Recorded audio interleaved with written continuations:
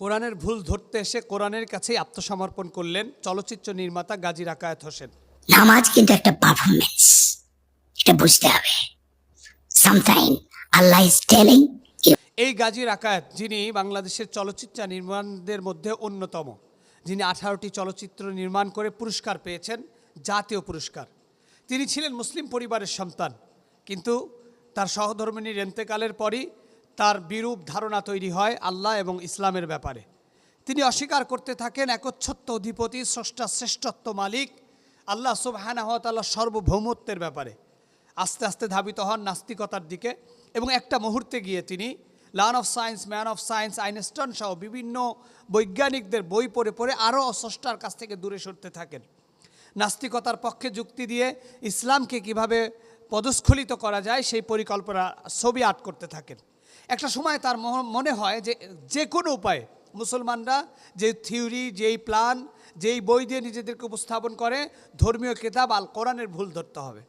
ধারণা যেমন, ঠিক পরিকল্পনার আলোকে তিনি কোরআন শরীফের একটি বাংলা অনুবাদ সংগ্রহ করেন এবং সেই অনুবাদ সংগ্রহ করে এই যে there is no God, nothing unseen, তিনি যে বলছিলেন যে আল্লাহ মানে যা দেখি না তা বিশ্বাস করি না, স্রষ্টা বলতে কিছু নাই, এমন ধারণা থেকে যখন কোরআনের ভুল ধরতে গেলেন, ঠিক তখনই আল্লাহ তাআলার ওই কোরআনের আয়াত মাইয়াহদিহিল্লাহু ফাহুয়াল মুহতাদ ওয়া মাই ইউদলিল ফালান তাজিদা লাহু আলিয়াম মুরশিদা। আল্লাহ বলছেন, আমি যাকে হেদায়েত দেই, পৃথিবীর কার ক্ষমতা আছে সেই হেদায়েতকে বঞ্চিত করবার? কার ক্ষমতা আছে পথ প্রদর্শনকে অন্যভাবে নেওয়ার? আল্লাহ সুবহানাহু ওয়া তাআলার এই আয়াতটা যেন তার জন্য প্রযোজ্য হয়ে যায়। কোরআন শরীফ খুলেই তিনি অবিশ্বাস্য এবং অবিচ্ছেদ্য চিন্তাধারা থেকে ভাবতে শুরু করেন। বৈজ্ঞানিক বইগুলো, যেগুলো কিছুদিন আগে আবিষ্কৃত হয়েছে, সেই বইগুলোতে তিনি যা পেয়েছেন তার একটি ইশারা, ব্ল্যাক হোল এবং সূর্য, চন্দ্র, নক্ষত্র, পৃথিবীর সভ্যতা নিয়ে আল্লাহ তাআলা কোরআন শরীফে 1000 বছর আগে ইশারা করে রেখেছেন, যেখানে কোনো একটি আয়াত, অক্ষর, একটি নাম্বার পর্যন্ত পরিবর্তন হয়নি। তিনি বুঝতে পারলেন এটি সাধারণ কোনো কিতাব না। একটি ধাক্কা তার হৃদয়ের ভিতরে তৈরি হলো, লিতুখরিজান নাস মিনাজ জুলুমাত ইলান নূর।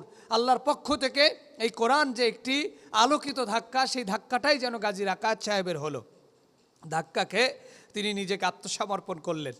তিনি কোরআনের অনুবাদ আরও পড়তে লাগলেন, প্রসারিত হতে লাগলেন তার হৃদয়, এবং একটা মুহূর্তে এসে নাস্তিকতাকে ছুঁড়ে ফেলে দিয়ে তিনি আবার আত্মসমর্পণ করলেন ওই স্রষ্টার প্রতি, লা ইলাহা ইল্লাল্লাহ, যিনি ছাড়া কোনো মাবুদ নেই, একচ্ছত্ব অধিপতি নেই, যিনি এক অদ্বিতীয়, তার কোনো শরিক নেই।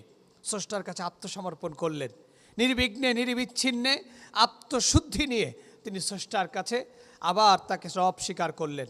আবার নতুন করে তিনি ইসলামের সুশীতল ছায়াতলে এসে নিজেকে মুসলমান হিসাবে উপস্থাপন করলেন। গাজী রাকায়েত হতে পারে এই মুহূর্তে নাস্তিকদের জন্য এক চরম উদাহরণ, সারা বিশ্বের মুসলমানদের জন্য এক চরম পাওয়া, কোরআন শরীফের জ্বলন্ত মোজেজা। গাজী রাকায়েতের মতো আমাদেরকে আল্লাহ তাআলা দ্বীনের আলো, ইসলামের আলো প্রস্ফুটিত হয়ে আমাদের হৃদয়কে প্রসারিত করে আল ইসলামের বিজয় লগ্নে আমাদেরকে কোরআনের পক্ষে এবং ইসলামের পক্ষে হেদায়েতের আলোতে আলোকিত হওয়ার তৌফিক দান